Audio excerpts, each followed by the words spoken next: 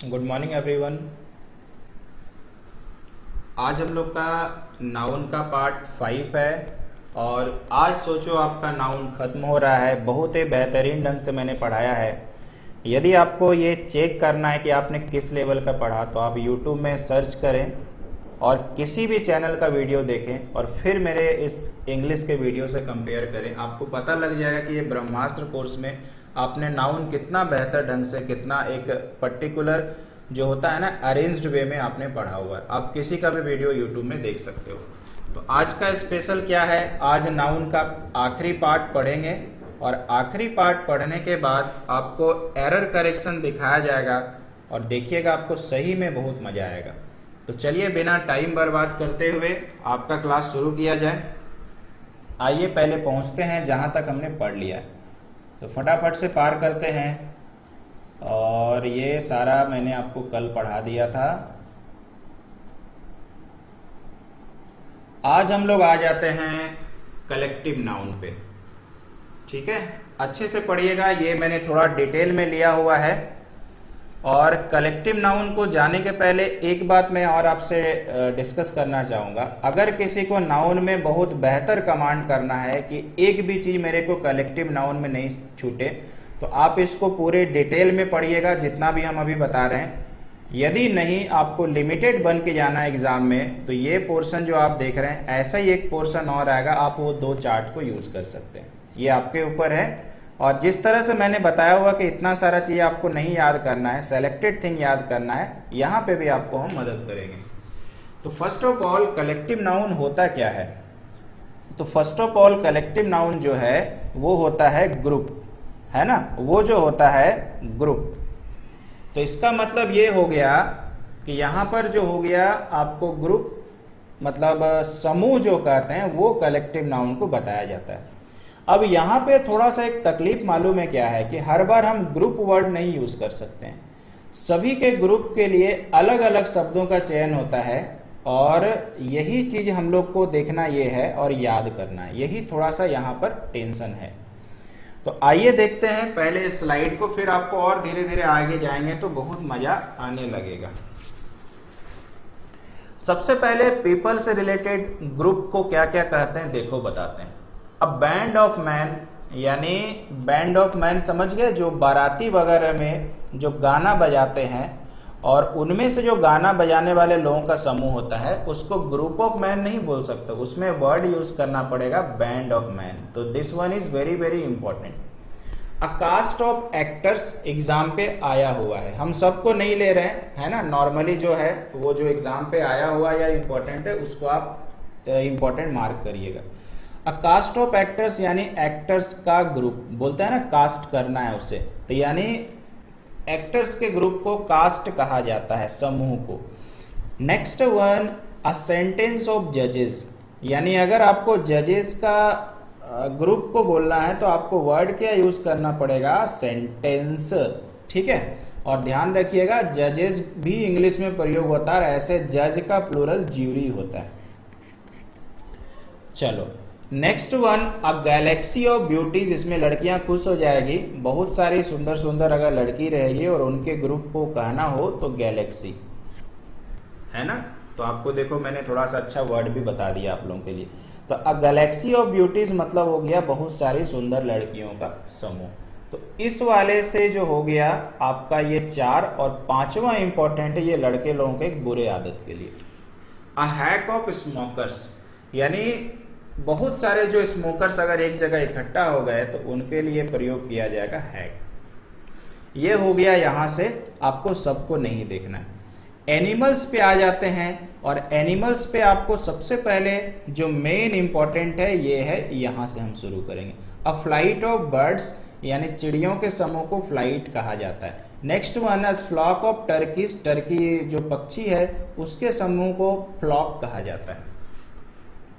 इसके बाद आ जाते हैं तीसरा, अ कैनल ऑफ डॉग्स। ठीक है, इसको हम लोग डॉग के समूह को कैनल कहते हैं। तो यहां से आप 3 इंपॉर्टेंट ले लेना। ठीक, नेक्स्ट वन में चलते हैं, चूंकि एग्जाम पे आया ऐसे आपको आता होगा, बॉटल ऑफ मिल्क, ये तो आप पहले से जानते हो, मैं क्या बताऊं यार। नेक्स्ट भी आप पहले से जानते हो बाउल ऑफ राइस, यानी राइस को आप कहाँ रखते हैं, किसी कटोरे वगैरह में रखते हैं, तो बावल को कहते हैं कटोरा। ठीक है, तो यहाँ पर हम लोग अब जानते हैं, और लास्ट वाला चूंकि एग्जाम में है ये भी आप जानते हो, कप ऑफ टी। तो ये हो गया कलेक्टिव नाउन को बोलने का अलग अलग वर्ड। आप समझ पा रहे होंगे कि यहाँ पे क्या कहना चाह रहे हैं। अब इसी चीज को मैंने थोड़ा और बारीकी से लिया है कि अगर सपोज करिए कि कोई ऐसा बंदा जो सही में इंग्लिश को बहुत डिटेल में सीखना चाहता है, तो उन्हें मैंने अच्छा परफॉर्म कराने के लिए कलेक्टिव नाउन को ग्रुप वाइज में सजाया, और मन खुश हो जाएगा देख के अगर आप पढ़ने वाले इंसान होंगे। आइए देखते हैं। ये देखो, इस तरह से आप कहीं पे भी वीडियो देखना, और कोई भी ऐसा नहीं पढ़ाया हुआ है, ठीक है, किसी का भी वीडियो आप देख लेना। तो सबसे पहले कलेक्टिव नाउन में पहला हम लोग वर्ड पढ़ रहे हैं हर्ड, और इन जितने सारे वर्ड देख रहे हो ना, सबके लिए हर्ड प्रयोग होता है। एक्चुअली थोड़ा सा अच्छा स्पेलिंग है हर्ड, ठीक है, मतलब प्रोनाउंसिएशन जिसको बोलते हैं। और देख पा रहे होगे कि मोस्ट ऑफ द चीज में जो है ना, वो हर्ड जो लगा हुआ है मोस्टली आपका एनिमल्स या आपका जो होता है ना चिड़िया पक्षियों, इन सब के लिए लगता है। तो आइए पढ़ते हैं। अ हर्ड ऑफ कैटल यानी मवेशियों का झुंड। अ हर्ड ऑफ आपका क्रेन्स, क्रेन्स बोलते हैं बगुला को, है ना, बगुला समझते हैं, चोंच लंबा होता है, तो उनके झुंड को। तो यहाँ पर हर्ड का मतलब बेसिकली हो जा रहा है आपका झुंड। और यहाँ पर मेरे विचार से तो भाई हम एक भी नहीं छोड़ ही नहीं सकते हैं, क्योंकि मेरे पास कुछ उपाय भी नहीं है ना, नहीं छोड़ सकते हम। ठीक है, तो सबको लेते हैं। अ हर्ड ऑफ डंकीज, हम बार बार हर्ड बोल रहे हैं, आप डायरेक्ट याद कर लेना, कैटल, क्रेन्स, डंकीज ऐसे करके। अ हर्ड ऑफ गॉड्स, इसका हिंदी पता होगा, हर्ड ऑफ पिग, ठीक है। हर्ड ऑफ स्वाइन, देखो स्वाइन का मतलब ही हो जाता है भाई सुअर, पिग का मतलब भी होता है हमारा सुअर। तो स्वाइन कैसे याद रखा है मैंने, स्वाइन फ्लू, सुअर से फैलता है, तो हर्ड ऑफ स्वाइन। तो यानी हमारा हो गया टोटल आपका इसका ग्रुप। हर्ड ऑफ काव यानी गाय के समूह में भी हर्ड लगाते हैं। डियर हिरन के समूह में भी लगाते हैं। एलिफेंट पता है। हॉर्सेस, स्वान मतलब हंस, वोल्स मतलब क्या हो गया, लोमड़ी। तो सब के सब याद रखिएगा, जितने भी जानवर हैं, एक बहुत अच्छा ट्रिक्स निकल करके आया। सभी जानवर के झुंड को बताने के लिए हर्ड का इस्तेमाल होता है। इससे आप मुझे बताइए फायदा ये हो गया कि सपोज करो कोई जानवर ऐसा आ गया जो मेरे लिस्ट में नहीं है, उनके झुंड के बारे में बोलना, आप तुरंत लगा दो हर्ड ऑफ, कहानी खत्म। कितना आसान है भाई, ठीक है ना। जैसे एग्जाम्पल के तौर पे मैंने गॉट नहीं लिखा है, गॉट लिखा है, यहाँ गॉट लिखा हुआ, ठीक है। मान के चलो यहाँ पर मैंने फॉक्स नहीं लिखा है, तो हर्ड ऑफ फॉक्स कर दो, कहानी खत्म। तो इस तरह से आप एक करके पढ़िए, आपको बहुत मजा आएगा। आइए कुछ और ज्ञान लेते हैं। अगला वर्ड हमारे पास है पैक। पैक भी हमारे को यूज होता है समूहों के लिए। इसमें से इंपॉर्टेंट हम आपको गेस करके देते हैं, क्यों, जो एग्जाम पे आया है। बहुत सारा लिस्ट है, मैंने कहा ना पूरा डीपली नॉलेज लेना है तो सबको देखिए, लिमिटेड बनना है तो हम आपको लिमिटेड बना रहे हैं। First one, a pack of bears, और पोलर बियर जो ध्रुवीय भालू होते हैं ना, उसके लिए पैक वर्ड यूज होता है, ठीक है। अब नेक्स्ट वन देखो, पैक ऑफ डॉग्स। अब आपके मन में सवाल आया होगा, और ये सवाल आपके मन में नहीं, मेरे मन में तो बचपन से ही आता है, कि थोड़े देर पहले अपना टीचर बोलता है कि हर्ड लगाओ, फिर बोलता है यार पैक लगाओ, फिर पहले टीचर बोलता है जानवर रहेगा तो हर्ड लगाओ। ऐसा क्यों सर, गलत गलत क्यों बोलते हो। तो इसमें टेंशन हम दूर कर देते हैं। जानवर के यहाँ जो कुत्ता है उसके लिए आप हर्ड भी बोल सकते हो या पैक भी बोल सकते हो, और जनरली दोनों में इंग्लिश में एक्यूरेट को माना गया है पैक को। यहां से ये याद कर लेना। तीसरा हो गया, रैट के लिए भी पैक लगता है, पैक ऑफ रैट्स, ठीक है। आगे अगर हम लोग चले आते हैं तो आगे में कोई ज्यादा इंपॉर्टेंट नहीं है। तो ये तीन मैंने आपको यहां से गेस करके दिया है, तो आप इसको प्लीज देख लीजिएगा, ठीक है। अब आते हैं अगला वर्ड पे क्या है, और ये जो वर्ड है ना, इसको हम वेरी वेरी इंपॉर्टेंट लगाते हैं। यही जो फ्लॉक वर्ड है, ये हर साल एग्जाम पे आता है, हर साल आता है, तो जरूर से याद रखिएगा। आइए शुरू से लेके लास्ट तक देखते हैं। तो सबसे पहले है flock of word. This one is very very important, मतलब ये एक ऐसा चीज है ना कि एग्जाम पे आता ही आता है ना। यानी चिड़ियों के समूह को फ्लॉक कहा जाता है। क्या कहते हैं भाई, चिड़ियों के समूह को फ्लॉक कहा जाता है। नेक्स्ट वन हमारे पास क्या हो गया, नेक्स्ट वन हमारे पास हो गया फ्लॉक ऑफ कैमल। कैमल मतलब ऊंट, और ऊंट के समूह को भी फ्लॉक कहा जाता है। ठीक, अब फ्लॉक ऑफ डक्स, बत्तख के समूह को फ्लॉक ऑफ गॉड्स। देखो अब टेंशन मत लीजिएगा, हर्ड ऑफ गॉड्स भी सही है, फ्लॉक ऑफ गॉड्स भी सही है। अब फ्लॉक ऑफ पिजन्स, कबूतर। शिप, भेड़। यहाँ पे देखिए मोस्ट ऑफ द केसेस में शिप्स लोग लिख देता है, नहीं होगा। अब फ्लॉक ऑफ टूरिस्ट, ये अब इंपॉर्टेंट है। सेकेंड वन इंपॉर्टेंट, मैंने पहले कौन सा इंपॉर्टेंट बताया, ये। नेक्स्ट कौन सा बताया, ये। थर्ड ये। इसमें से आप 3 इंपॉर्टेंट याद रखना, bird, ship, tourist. Next one भाई, अब फ्लॉक ऑफ बास्टर्ड। हम लोग जब पढ़ते थे तो ये हमारा जो इंग्लिश टीचर होते थे बहुत अच्छे हैं, अभी भी हैं, वो मिलते रहते हैं, तो हम लोग को ये बहुत सुनाते थे और बार बार बास्टर्ड्स बहुत बोलते थे। यू ऑल आर बास्टर्ड्स, माने बदमाश, मतलब बहुत जो बदमाशी करता है, पढ़ता लिखता नहीं है, हमेशा बिना मतलब का चीज अपने को बोलते रहेगा, तो यानी हो गया वैसे लोगों के, वैसे बच्चों के समूह को बास्टर्ड बोलते हैं। तो मतलब ये एक्चुअली गाली नहीं है, मतलब किसी को खराब बोलना है तो आप किसी को बोल सकते हो। अब फ्लॉक ऑफ चिकन्स, यहाँ पर आप ये इंपॉर्टेंट में मार्क कर लो, इसको आप देख लेना, फ्लॉक ऑफ गीस, पैरोट, सीगल्स, स्विफ्ट, टर्कीज। अब यहाँ पर आपको एक टास्क देते हैं इंग्लिश में, आप मुझे बताना खोज करके इसका हिंदी क्या है। गूस का तो गीज होता है, हम आपको बता दिए हैं, और इसका हिंदी क्या होगा मुझे बताइएगा। ये छोटा सा होमवर्क इंग्लिश में है कि इस वाले का हिंदी क्या होगा, क्या चीज का समूह है, इस वाले का हिंदी क्या होगा। जैसे स्विफ्ट, स्विफ्ट डिजायर कार का नाम है, तो सोचिएगा क्या चीज का समूह या झुंड होगा। ठीक है, अगला वर्ड हमारे पास है स्वार्म। स्वार्म मतलब हो गया समूह या ग्रुप। ठीक है, तो ये छोटे छोटे इंसेक्ट्स या जानवरों के लिए प्रयोग होता है। आइए दिखाते हैं। इनमें से सबसे पहले अगर मुझे इंपॉर्टेंट पूछा जाना भाई, तो एक भी हम छोड़ नहीं सकते। ठीक है, तो आपको सब याद करना पड़ेगा। देखो एंड्स, तो चींटियों के समूह को स्वार्म बोला जाएगा। यहाँ पर हर्ड ऑफ एंड्स नहीं बोल सकते हो, पैक नहीं बोल सकते हो, फ्लॉक नहीं बोल सकते हो। क्यों नहीं कह सकते हैं सर, ये इंग्लिश बनाने वाला जो भारत को दे के गया ना, उसी को हम लोग झेल रहे हैं। ठीक है, तो दे के तो चला गया, और अब देखो प्राइवेट में तो बात बोल ही सकते हैं, हम और आप झेल रहे हैं ना। ठीक है, तो झेलना तो पड़ेगा जब तक नौकरी नहीं लगता है।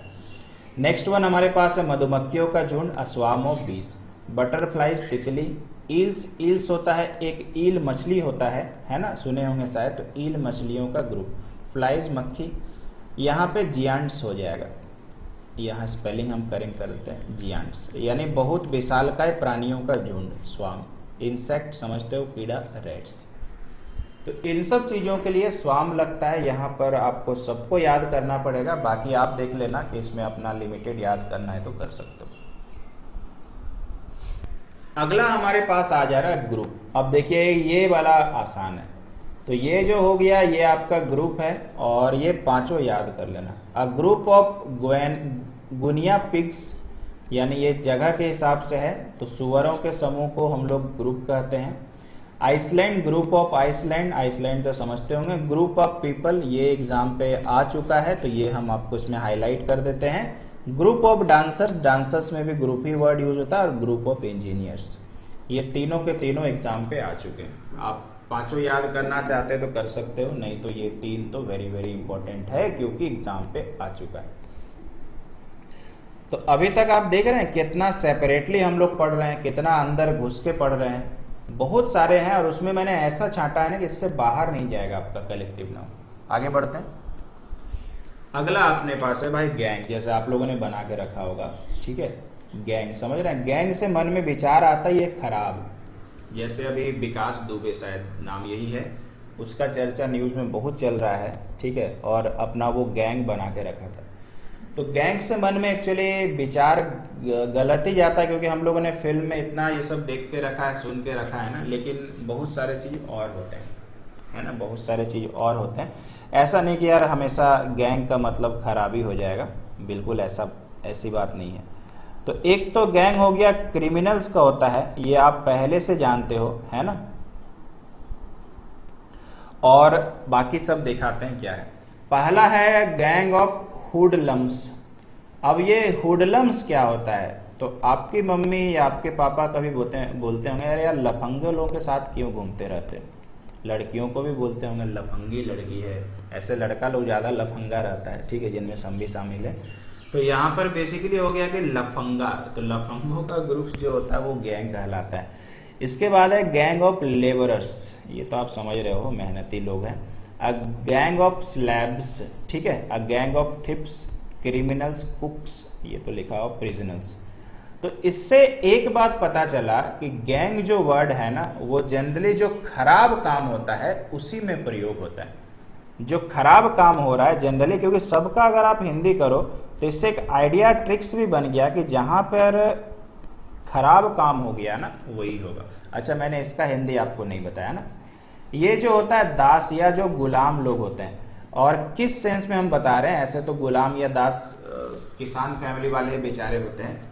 जैसे अगर हम एक कोई भी कुख्यात अपराधी, जैसा भी विकास दुबे चल रहा है, उसका एक व्यक्ति है जो भी पकड़ा गया है, वो उसका एक दास था, और वो क्या करता है, जो वो उसका बंदा, जो उसका ऑनर बोलेगा, जो गोली मारने किसी को बोलेगा तो गोली मार के आ जाएगा, लड़ाई करने बोलेगा लड़ाई, वैसा दास। तो एक तरह से खराबी हुआ।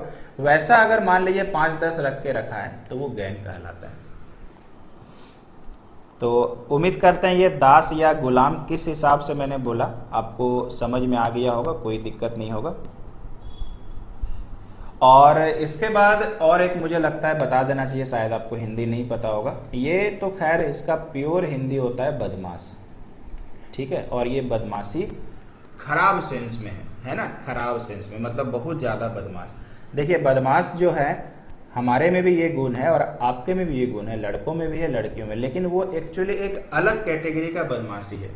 जैसे मान लीजिए कि कभी आप मेरे क्लास में आते हो और मन नहीं लग रहा, मोबाइल देख रहे हैं, किसी से बात कर रहे हैं, या दूसरे में बोलेंगे, मान के चलिए कि आपको कोई बार बार परेशान कर रहा बात करने के लिए, तो वो एक मतलब बदमाशी हुआ कि वो अच्छा चीज़ है भी कह सकते हैं। लेकिन एक बदमाशी होता है कि मान के चलिए बदमाश उसको बोलते हैं जो चोरी कर रहा, पॉकेट मारी कर रहा है, किसी को ब्लेड लगा दे रहा है, तो वो एक खराब आदत हुआ। तो वैसे संदर्भ में हम लोग गैंग यूज करेंगे।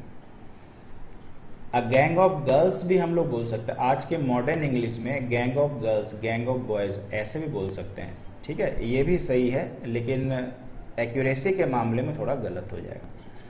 तो उम्मीद करते हैं समझ में आ रहा होगा, थोड़ा बहुत आपके काम का चीज भी बता दिए। अगला हमारे पास है ट्रूप, इसको हम लोग जनरली ट्रूप पढ़ेंगे, ठीक है ना, ट्रूप। तो पहला है ट्रूप ऑफ मंकीज, यानी बंदरों के झुंड को हम लोग क्या कहते हैं, ट्रूप कहते हैं, है ना भाई। ट्रूप मतलब वही सब समझ रहे हो ना, वो आपका एक ही चीज है, ठीक है। इसके बाद हमारे को क्या है, अ ट्रूप ऑफ श्रिम्प, इसको क्या पढ़ेंगे, श्रिम्प। और श्रिम्प का मतलब क्या होता है आपको पता नहीं होगा, झींगा। और झींगा मछली लिख देते हैं तो थोड़ा सा अभी हमारे का तो सावन चल रहा भाई, जो बंगाली लोग हैं थोड़ा देख करके लाल टपका सकते हैं। तो झींगा मछली को यार श्रिम्प बोला जाता है। तो देखो रोज आप लोग खाते थे, आपको सही में इसका इंग्लिश नहीं पता था, है ना, आज झींगा मछली का इंग्लिश पता चल गया, श्रिम्प कहते हैं, ठीक है। इसके बाद हम लोग देख रहे हैं डांसर्स है। तो डांसर्स तो भाई अब क्या बोला जाए, हम और आप बचपन से ही डांस करते हैं, भले किसी को पसंद आता नहीं है। तो ये हो गया डांसर्स। इसके बाद हो गया ट्रूप ऑफ मिन्स्ट्रेल्स, ठीक है। और ये आपको एक होमवर्क में देते हैं, ये जो सवाल आया था ये 2017 का एकदम अपडेट है, अगर मन करे तो गूगल में सर्च मार के भी देख लेना, ठीक है, सर्च मार के देख लेना और मुझे बताना इसका मतलब क्या होता है, ठीक है। इसके बाद हमारे पास हो गया ट्रूप ऑफ परफॉर्मेंस, ये तो खैर आप जानते हो। तो ये आपके लिए छोटा सा एक होमवर्क था, आगे बढ़ते हैं। और ये आपका अगेन एक डिटेल लिस्ट, ठीक है, पीपल, एनिमल, थिंग, और बहुत सारे हैं भाई डिफरेंट, मतलब बहुत डीपली मैंने आपको यहाँ पर बताने का प्रयास किया है। तो आप इसमें से हम जल्दी जल्दी मार्क करते हैं। देखो मैन का ग्रुप को बैंड कहा गया, मतलब आपका ऐसे भी इंग्लिश बैंड बजा के रखा है।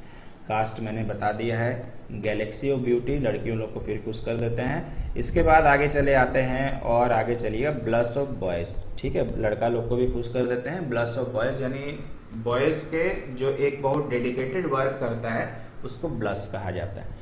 इसके बाद अब सर्कल ऑफ फ्रेंड इम्पोर्टेंट है। इसके बाद आप लोग चलते हैं बंच ऑफ क्रुक्स, इसको याद कर लेना। इसके बाद अब क्रू ऑफ सेलर, एक्चुअली ये क्रू हम पढ़ रहे हैं लेकिन होता है क्रू मेंबर सुने होंगे, ये बहुत बार एग्जाम में है। अ क्रू ऑफ सेलर्स यानी नाविकों का समूह। गैंग ऑफ थिप्स तो आप समझ ही रहे हो, इसमें से इतना ही याद करना। स्टाफ ऑफ एम्प्लॉयज भी ले सकते हैं। आगे चले आते हैं फ्लाइट ऑफ बर्ड, मैंने ये सब तो चलो बता दिया है, स्वान वगैरह। इधर में अगर हम लोग चले आते हैं कार्टन ऑफ मिल्क बोल सकते हो, कार्टन ऑफ मिल्क भी बोल सकते हो, कार्टन ऑफ एग भी बोल सकते हो, जिसको हम लोग जनरली गांव की भाषा में, ठेठ भाषा में कार्टून बोलते हैं, ठीक है। दे एक कार्टून, एग दे, एक कार्टून भाई डीम दे, ठीक है ना भाई। तो यहाँ पर हम लोग यहाँ पर कार्टन बोलते हैं, ठीक है। चलो इसके बाद हम लोग चलते हैं, ऊपर से मैंने सारा चीज़ बता दिया है और मुझे नहीं लगता है कि फिर यहाँ पर आपको कुछ याद करना है, ठीक है। हाँ, एक ये इम्पोर्टेंट है, स्लाइस ऑफ ब्रेड। ध्यान रखिएगा, ब्रेड का एक टुकड़ा को स्लाइस बोलना। जैसे आपको याद होगा मैंने बाल को बताया था, अगर 5 बाल बोलना है तो स्ट्रैंड्स वर्ड यूज होता है। तो अगर आपको 2 रोटियां बोलना है या एक टुकड़ा बोलना है, ए स्लाइस बोलना है, ठीक है, तो उसके लिए स्लाइस वर्ड यूज होता है। चलो ये थोड़ा मैंने एट्रैक्टिव बनाने के लिए थोड़ा फोटो सहित बनाया है, पढ़ लेते हैं। अब बोर्ड ऑफ डायरेक्टर्स, और ये फोटो में जितना यार सब के सब एग्जाम पे आ चुके हैं, थोड़ा सा बस मैंने प्रयास किया है अच्छा दिखाने का। इसके बाद है board of trustees, a board of chess player, a board of barristers. Hindi समझ में आ गया होगा, रिपीट करते हैं। यहाँ पर समूह को ही दिखाने के लिए बोर्ड वर्ड आया है, यानी डायरेक्टर का समूह। ट्रस्टी समझते हैं, कोई भी समिति के ट्रस्टीज होते हैं जो निर्णय करते हैं या उसको पैसे की देखरेख करते हैं। बोर्ड ऑफ चेस प्लेयर समझ गए हैं, बैरिस्टर यानी वकालत करने वाले। अब बॉडी ऑफ मैन, अब बॉडी ऑफ पैथोलॉजिस्ट, ठीक है। उसके बाद है अ कारवा ऑफ जिप्सीज, ठीक है। और इसके बाद है कारवा ऑफ ट्रेवलर्स। ये आप थोड़ा सा देख लेना, हम बाकी सब नहीं पढ़ रहे हैं। अब कास्ट ऑफ एक्टर्स ये मैंने बता दिया, तो बाकी सब थोड़ा देख लीजिएगा, ये आपके ऊपर छोड़ते हैं। अगर आपको इस स्लाइड में टेंशन लग रहा है, ये देखो एक आपके लिए इम्पोर्टेंट है, क्लास ऑफ स्टूडेंट। तो अगर आपको इसमें दिक्कत लग रहा है तो आप इसको छोड़ लीजिएगा, इसके पहले वाला सब पढ़ लीजिएगा। एक और ऐसा फोटो आएगा, यहाँ पर है क्लाउडर ऑफ कैट्स। बहुत अलग अलग है, लेकिन ये स्लाइड बस एक इंटरेस्ट पैदा करने के लिए है, आप इसको इग्नोर करें।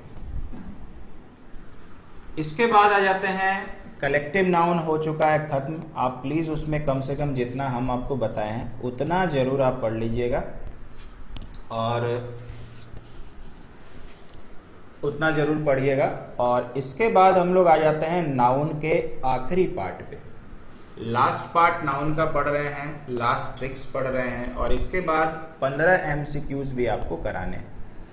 MCQ तो नहीं कहेंगे, स्पॉट द एरर। देखो सबसे पहले आपको ये नीचे वाले में आते हैं। हमेशा याद रखिएगा, जब 2 सेम वर्ड के बीच ये आफ्टर आए, इसको ऐसे याद करना, बाय आए और अपॉन आए। फिर से बताते हैं, आप 3 ही याद करें, यही इंपॉर्टेंट है। आपको मैंने क्या सिखाया, अगर आफ्टर आता है, बाय आता है और अपॉन आता है, इन वर्ड के पहले वाला वर्ड और अगर बाद वाला वर्ड सेम हो, सेम मतलब समझ रहे, मान लीजिए कि दोनों वर्ड एक्स एक्स ही है, ये भी एक्स है और ये भी एक्स है, दोनों वर्ड अगर एक्स एक्स ही है और ये अगर एक हो और ये अगर एक हो तो ही सही माना जाएगा। एक का मतलब हमारी भाषा में सिंगुलर होता है, समझ रहे हो। अब देखिए एक एग्जांपल के जरिए बताते, जैसे देखो लिखा हुआ डेज आफ्टर डेज, तो मैंने ट्रिक्स क्या बताया था, दोनों सेम वर्ड है लेकिन दोनों सिंगुलर है क्या, तो आपका जवाब होगा जी नहीं सर, ये दोनों प्लूरल है। सही कैसे करेंगे, सिंगुलर बना दो, तो यानी सही होगा डे आफ्टर डे। बहुत सुंदर ट्रिक्स है, एग्जाम में, बैंकिंग एग्जाम में तो खासकर आते रहता है। इसके बाद है days by days, same mistake है यहाँ पे, दोनों प्लूरल है तो सेम वर्ड करना है, दोनों को सिंगुलर बना दीजिए, बाय रहने दीजिए। रोज अपॉन रोज, इसका मतलब ये हो गया रो अपॉन रो। तो आशा करते हैं ये वर्ड 3 याद रख लेना। और एग्जाम में देखो ये आ चुका है, वोमेन आफ्टर वोमेन होगा। यहाँ पे एग्जाम पे मालूम है गलती क्या आया था, वोमेन आफ्टर वोमेन आ गया था, वोमेन्स तो नहीं होता है। अब आप देखो स्पेलिंग क्या है, ई, स्पेलिंग क्या है, आपको पता है ना ये प्लूरल है, पढ़ के आए हैं नाउन में। तो सही क्या करना होगा, यहां पर आपको लिखना पड़ेगा ये, क्योंकि आपका इसका सिंगुलर ये होता है, ये सिंगुलर। आशा करते हैं कि आखिरी वाला एग्जाम्पल आपको समझ में आया होगा, लास्ट वाला, कि किस तरह से हमने इसको ट्रीट किया हुआ।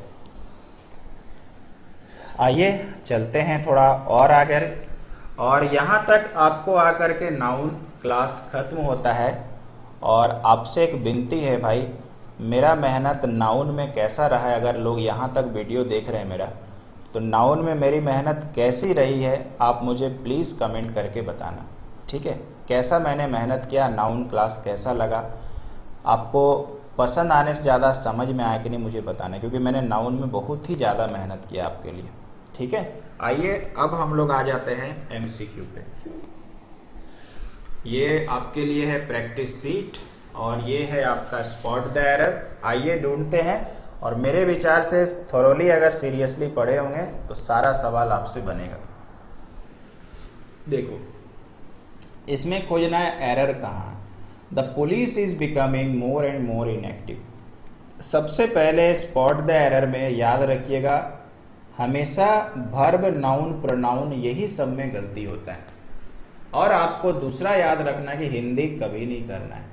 अगर आपको मेरा पढ़ाया गया याद है तो ये वर्ड देखो, और आपको याद होगा कि ये वर्ड दिखता सिंगुलर जैसा है लेकिन है क्या, प्लूरल। याद है, याद आया। यानी पुलिस बोलने का मतलब ही है बहुत सारा ग्रुप। तो ध्यान रखिएगा, अगर ये प्लूरल है तो मेरे भाई इज थोड़ी लगेगा, आर लगेगा। ऐसे तो हम आपको बता रहे हैं कि क्या लगेगा, लेकिन एग्जाम में बस गलत खोजना है। तो यानी होना चाहिए था पुलिस आर, लेकिन दे दिया है पुलिस इज, यानी गलती इसी में है। तो ऑप्शन 2 हमारा सही हो जाएगा। सही यानी गलत इसमें है तो वही आपको बताना था।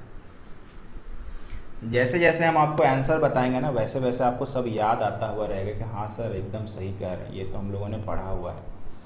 क्वेश्चन नंबर 2 पे चलते हैं।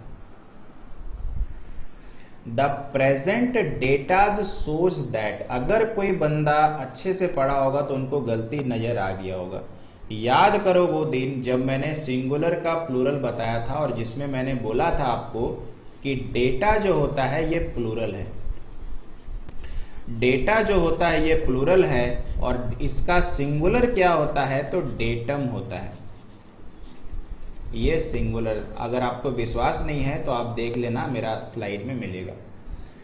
और यहां पर यही गलती दिख रहा है कि डेटाज लिख दिया है। तो डेटा खुद में प्लूरल है तो उसमें आप एस नहीं लगा सकते, यानी यहीं पे मिस्टेक है। और ये किस नंबर में है, 1 नंबर। तो इसका जवाब 1 नंबर। मैथ से ज्यादा आसान इंग्लिश होता है, लेकिन वही है कि आप सोचते नहीं हो। मैथ में बना के मिलता है 1 नंबर और इंग्लिश में दिमाग लगा के मिलता है 1 नंबर, इतना ही दोनों में अंतर है। आइए तीसरे में चलते हैं। One of the problem with you is that you do not come in time. यहां पे कहां गलती है सर, ठीक है। तो ध्यान रखिएगा, वन ऑफ द यहां पे लिखा हुआ प्रॉब्लम, यहां पे प्रॉब्लम नहीं होगा, यहां पे होगा प्रॉब्लम्स। अब आप मेरे से पूछेंगे सर कारण क्या है इसका, मैं बताता हूं ना। क्या लिखा हुआ है पहले समझो, ठीक है ना, चीजों को समझो। वन ऑफ द प्रॉब्लम लिखा हुआ था, तो मुझे बताइए अगर ये पहले, अच्छा चलो लिखा ही हुआ वन ऑफ द प्रॉब्लम, इसको बोलना ये चाह रहा था कि बहुत सारे प्रॉब्लम में से एक। तो अगर मान लीजिए वन ऑफ द प्रॉब्लम बोला तो ये प्रॉब्लम तो बोल रहा है एक ही प्रॉब्लम है और उसमें से फिर एक ये बोलना चाह रहा, तो ऐसा संभव नहीं है। तो इसका मतलब ये हुआ मेरे भाई कि वन ऑफ द प्रॉब्लम्स बोलना पड़ेगा, यानी बहुत सारे प्रॉब्लम्स में से एक, इसलिए ए में गलती है तो उत्तर ए। अब आपने ये एक सवाल नहीं सीखा, एक अच्छा सुनहरा सा ट्रिक सीख लिया।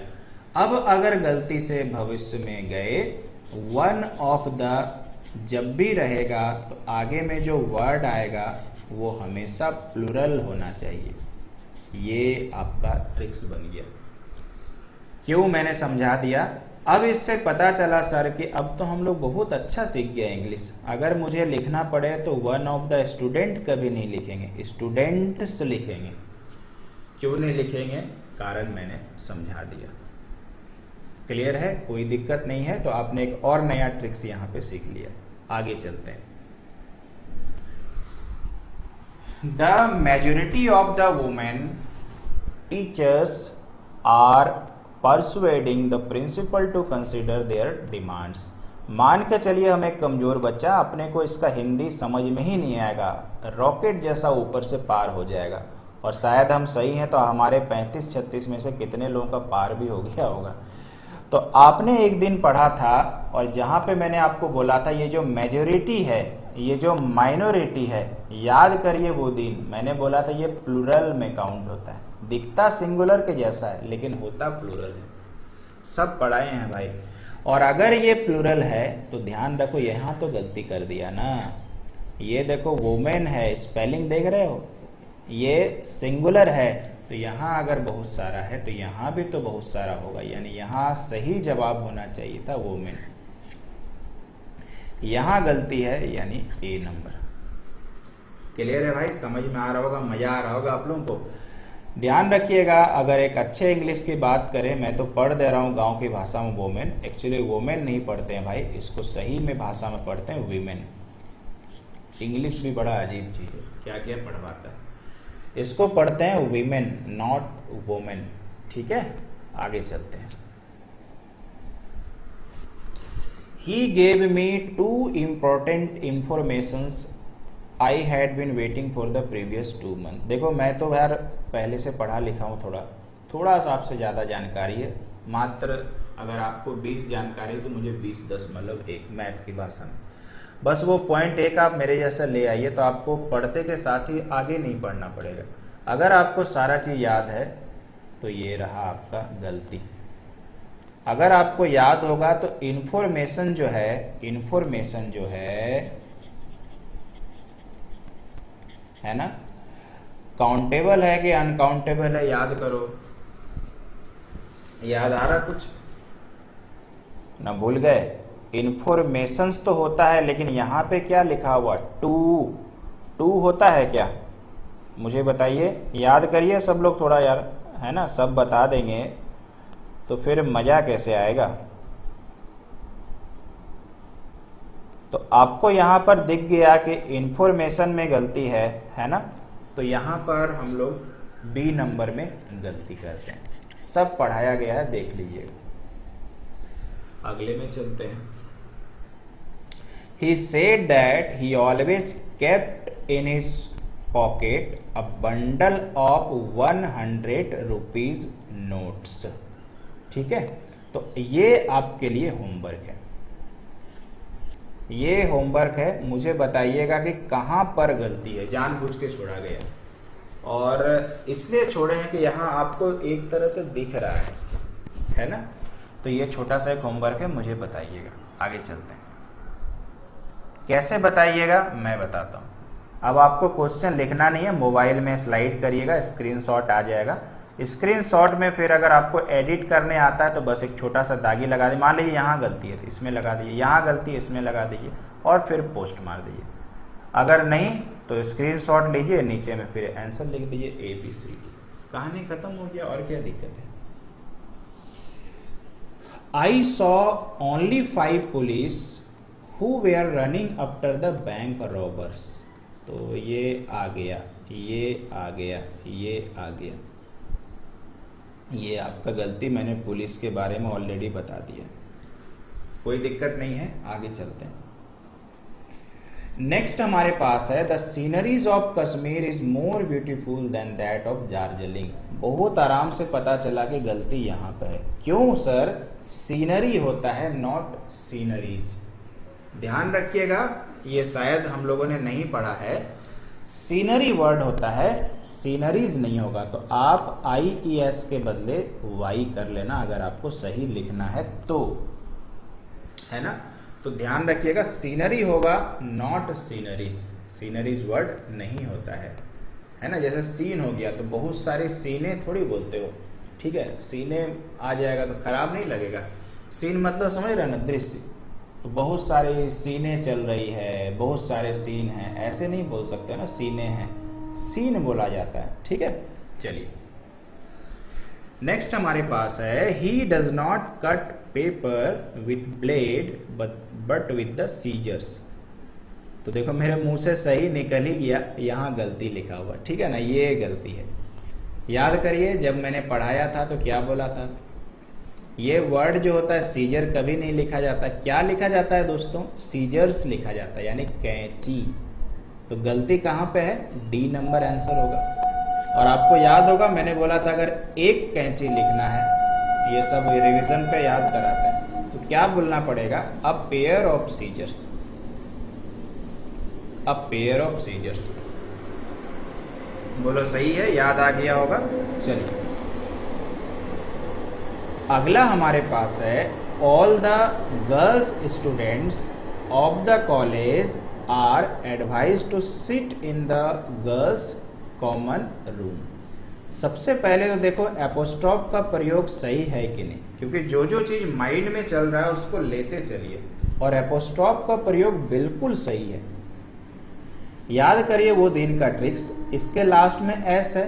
तो मैंने क्या सिखाया था, अगर इसको गिनती कर सकते हैं और लास्ट में ऑलरेडी एस है तो केवल ये कॉमा लग जाएगा। तो यहां मैंने चेक किया कि कुछ भी गलत नहीं है। अगर आप यहाँ पे ध्यान से देखते हो तो ऑल द गर्ल्स स्टूडेंट्स लिखा हुआ है, ठीक है। तो यहां पर गलती ये वाला एस का है। जब गर्ल्स लिख ही दिया है तो स्टूडेंट्स क्यों लिखें? ऑल द गर्ल्स स्टूडेंट होना चाहिए, ठीक है। तो यहां आपका सही जवाब है ए नंबर। सही क्या करेंगे दोस्तों? ऑल द गर्ल्स स्टूडेंट होना चाहिए था, नॉट स्टूडेंट्स, क्योंकि ऑलरेडी गर्ल्स लिख के रखा हुआ है। तो फिर दो बार हम लोग को ऐसा नहीं करना चाहिए, ठीक है। आगे चलते हैं। सिप्स आर आगे क्या पढ़िएगा यार, थोड़ा देर पहले तो पढ़ाए थे, यही तो गलती है ना। क्यों होता है सर? सिप का सिंगुलर भी यही, प्लूरल भी यही, कभी भी सिप्स होता ही नहीं है, तो कैसे लगाएंगे? आंसर मिल गया, यानी ए में गलती है। अभी मुझे एक बात बताइए, अगर कुछ वर्ड बस हम लोग याद कर लें जो मैंने आपको पढ़ाया हुआ है, तो हिंदी कहाँ करना पड़ रहा भाई? बहुत सारा टीचर 99.9% टीचर यही बच्चा को डरा के रखता है कि आपका वोकेबलरी अच्छा नहीं है तो आप इंग्लिश में अच्छे नहीं हो सकते हो। मैं तो यार एक टीचर ऐसा हूं जो कहता हूं कि वोकेबलरी अच्छा नहीं है तो आप इंग्लिश में और बेहतर कर सकते हैं, और उसका लाइव एग्जाम्पल आपको दिखा रहे हैं। कहाँ पे मैंने एक भी जगह हिंदी किया है बताओ? जरूरत है ही नहीं तो कहाँ पे हम करें? चलेगा तो डायरेक्शन चेंज करिए पढ़ने का। I have not gone through the letter and so I am not aware of it। ये गलती नजर आ गया। और ये हमारे लिस्ट में था। कंटेंट बिल्कुल नहीं होता है, कंटेंट्स होता है। आपने पढ़ा भी होगा और किताबों में देखा भी होगा। कभी भी कंटेंट नहीं बोलते हैं भाई, कंटेंट्स बोलते हैं, ठीक है। यानी जो नीचे में विवरण जो दिया रहता है, जैसे 5 चैप्टर है तो 5 चैप्टर लिखा रहेगा, उसको कंटेंट्स कहा जाता है, ठीक है। आगे चलते हैं। I don't think it is your house, it is this. देखो सबसे पहले तो यहीं पर आपको आ जाते हैं, और एक वर्ड मेरे से याद कर लेना,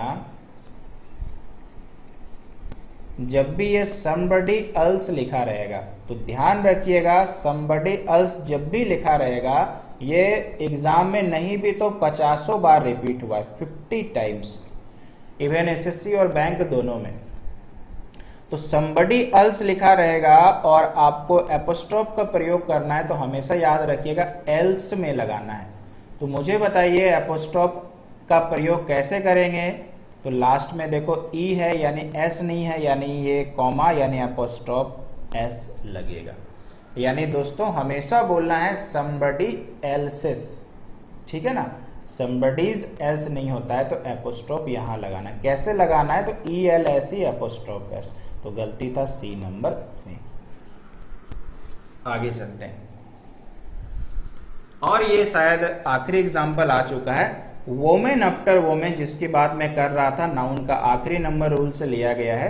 तो ध्यान से देखो, आफ्टर वर्ड है, सेम वर्ड रिपीट है, तो आपको याद क्या रखना था, यहां भी सिंगुलर होगा और यहां भी सिंगुलर होगा, यही है ना। तो आप इसका ये वाला देखो, ये वाला देखो, क्या सिंगुलर सिंगुलर होगा ना, तो यहां पर क्या हो जाएगा, इसका सिंगुलर करिए वोमेन, इसका सिंगुलर करिए वोमेन। ये इसका सही जवाब होना चाहिए था, यानी गलती कहां पे है, एक नंबर पे। तो ये था हमारा आखिरी सवाल। उम्मीद करते हैं कि नाउन का निचोड़ने के बाद क्वेश्चन करने में आपको मजा आया होगा, और कम से कम मैंने जितना पढ़ाया ना उतना कर लो। 100% क्वेश्चन इसी से आएगा, इससे बाहर नहीं जाएगा। जिस तरह से आपको मैंने बोला कि केमिस्ट्री में क्वेश्चन मैंने जो करवाया वो हमारा है, आपको एक्स्ट्रा पीडीएफ मिलेगा। सेम इसी तरह से इंग्लिश का पीडीएफ आज ही आपको मिल जाएगा, क्योंकि ये रेडी हो चुका है। 43 क्वेश्चन का आप घर में इसको प्रैक्टिस करें। और नाउन क्लास खत्म हो चुका है, कैसा लगा आप मुझे जरूर फीडबैक दें। Thank you so much.